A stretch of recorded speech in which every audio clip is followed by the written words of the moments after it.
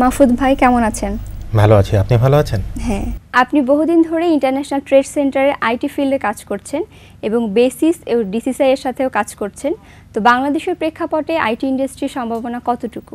বাংলাদেশের IT industry আমি বলবো যে অনেক সম্ভাবনাময়।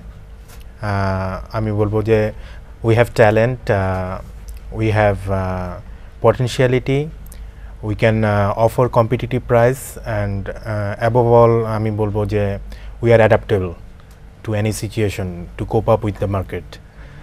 So মেইন জিনিসটা হচ্ছে যে ইন্ডাস্ট্রি যেদিকে যাচ্ছে আমি বলবো যে এটা অনেক পজিটিভ।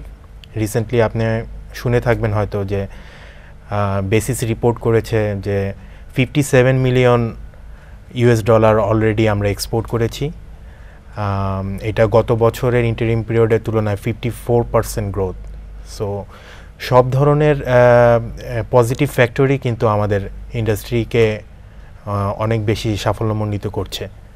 আপনারা NTF2 প্রজেক্ট থেকে কিভাবে আইটি এন্টারপ্রেনার এবং আইটি ইন্ডাস্ট্রিকে বন্ডিং করেন? প্রথমে বলে রাখি, NTF2 একটি ডাচ গভর্নমেন্ট ফান্ডেড প্রজেক্ট। এখানে ফান্ড করেছে ministry of foreign affairs of Netherland. এখানে এক এজেন্সি আছে, তাদের এজেন্সি হচ্ছে সিবিআই এজেন্সির মাধ্যমে তারা ইউএন ইন্টারন্যাশনাল ট্রেড সেন্টারকে এই প্রজেক্টটার দায়িত্ব দিয়েছে। আমাদের দুজন পার্টনার আছে বাংলাদেশে, ডিসিসিআই এবং বেসিস।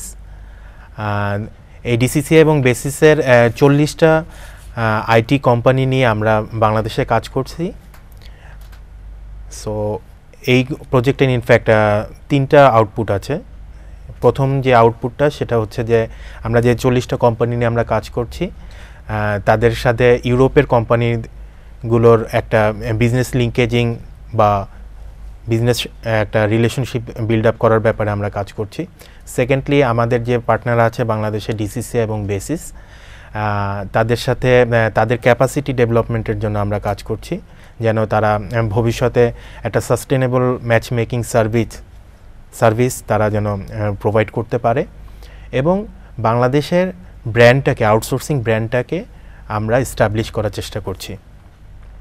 সো এটা আমরা গত 2010 সাল থেকে এই প্রজেক্টটার কাজ শুরু হয়েছে। গত বছর আমরা বিভিন্ন প্রোগ্রাম করেছি, তার মধ্যে ক্যাপাসিটি ডেভেলপমেন্ট প্রোগ্রাম ছিল, প্লাস আপনার এই যে 40টা কোম্পানি তাদেরকে ইউরোপের বিভিন্ন কোম্পানির সাথে আমরা বিজনেস লিঙ্কেজিং করার ব্যাপারে বিভিন্ন প্রোগ্রাম করেছি। রিসেন্টলি আমাদের এই বছরও আমরা এই ধরনের বিজনেস লিঙ্কেজিং প্রোগ্রাম আমরা করেছি এই 40টা কোম্পানির সাথে। প্রথমটা শুরু হয়েছিল গত ফেব্রুয়ারি মাসে সফট এক্সপোর মাধ্যমে, এবং গত মাসে সেপ্টেম্বর মাসেও আমরা কোপেনহেগেনে একটা প্রোগ্রাম করেছি। সেখানে প্রায় 12টা কোম্পানি বাংলাদেশ থেকে মোবিলাইজ করা হয়েছিল। এবং এ মাসেও আমাদের অক্টোবর মাসেও আমাদের অ্যামস্টারডামে একটা প্রোগ্রাম আছে। এখানেও 14টার মতো কোম্পানি আমরা মোবিলাইজ করব এবং আশা করছি যে আমরা ডিসেম্বরে হয়তো ইউকেতে আমরা একটা প্রোগ্রাম করব, এরকম আশা করছি আর কি। আপনি বলছিলেন আইটি ইন্ডাস্ট্রির সম্ভাবনার কথা, কিভাবে আইটি ইন্ডাস্ট্রির এই সম্ভাবনা আমরা অর্জন করতে পারি? প্রথমে আমি যেটা বলবো যে একটা রাইট ডিরেকশন দরকার এই আইটি ইন্ডাস্ট্রির জন্য। আমাদের আইটি ইন্ডাস্ট্রিটা এখনও কিন্তু এসএমই বেসড। সো মেইন যে সমস্যাটা, আমাদের এসএমই যারা আছে তাদেরকে যদি ভালোভাবে প্যাট্রোনাইজ করা যায়, আমি মনে করি যে তারা কিন্তু অনেক ভালো করতে পারবে। এবং তারা কিন্তু ইনফ্যাক্ট আপনি যদি মনে করেন যে তারা কেমন করছে, তারা কিন্তু অলরেডি তাদের কম্পিটিসিটা এস্টাবলিশ করে ফেলেছে তাদের ইন্টারন্যাশনাল আউটসোর্সিং মার্কেটে। আরেকটা যেটা বলবো যে একটা ব্র্যান্ডিং রোড ম্যাপ দরকার। আমি এ প্রসঙ্গে আমি বলতে চাচ্ছি যে বেসিসের যে আউটসোর্সিং ব্র্যান্ডটা আছে বাংলাদেশ নেক্সট, এটা ডেফিনেটলি একটা ভালো এবং প্রশংসনীয় উদ্যোগ। সো এটাকে যদি আমরা ব্যাকআপ করতে পারি, আমরা যদি প্যাট্রোনাইজ করতে পারি, আমার মনে হয় যে আমরা সামনের দিকে ভালোভাবে এগিয়ে যেতে পারবো, এটা আমি আশা করি। আরেকটা যে জিনিসটা আছে যে মিডিয়াকে আমি মনে করি মিডিয়া একটা ভাইটাল রোল প্লে করতে পারে আউটসোর্সিং ইন্ডাস্ট্রির।